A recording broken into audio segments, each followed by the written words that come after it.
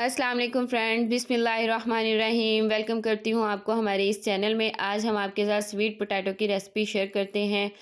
सबसे पहले हम इनको वॉश करने का तरीका बताते हैं। ये इस पे मिट्टी बहुत ज़्यादा होती है, जिसकी वजह से इसको वॉश करना जो है वो थोड़ा-सा मुश्किल होता है।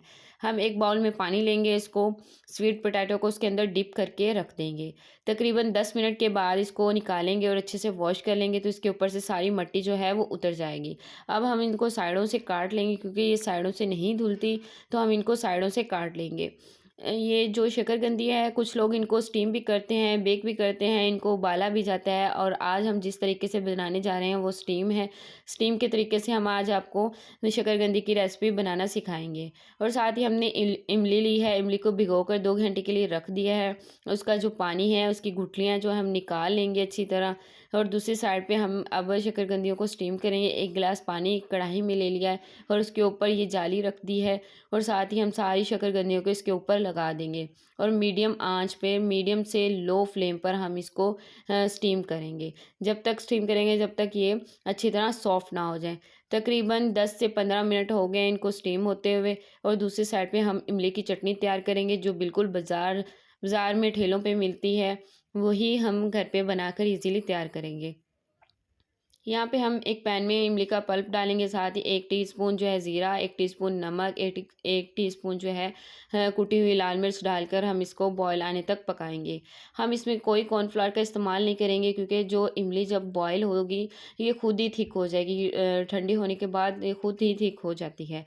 और साथ ही हम इसमें 2 चुटकी जो है फूड कलर का इस्तेमाल करेंगे, जिससे इसका कलर बहुत खूबसूरत आएगा।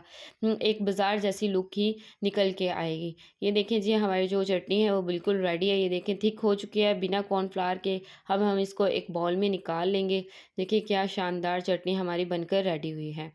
और दूसरी तरफ जो है हमने स्टीम होने के लिए शकरकंदी रखी थी। अब हम इसका कवर हटाते हैं और देखते हैं कि हाँ, शकरकंदी स्टीम हो चुकी है या नहीं। एक छोटी सी स्टिक ले लें या कोई भी चीज़ ले लें या फ़ोर्क ले लें, फ़ोर्क की मदद से आप इसको चेक कर सकते हैं। ये देखिए जी, हम इसके अंदर लगा के देखते हैं, ये ईज़िली जो है सारी शकरकंदियों के अंदर जा रही है। ये थोड़ी-सी मोटी है, तो इसलिए ये थोड़ी-सी हार्ड है। इसको हम 2 से 3 मिनट और स्टीम करेंगे, बाकी सारी कुक हो चुकी हैं, और अब हम इनको निकालेंगे। ये बाज़ार में मिलने वाले ठेलों जैसी ही शकरकंदी होती है। आप बआसानी घर बनाकर तैयार कर सकते हैं। ये बहुत ही मज़ेदार और चटपट सी बनती है।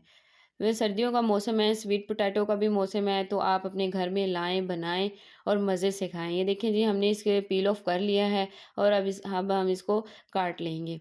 गोल-गोल काटने के बाद फिर हम इसको सर्व करेंगे इमली की चटनी के साथ।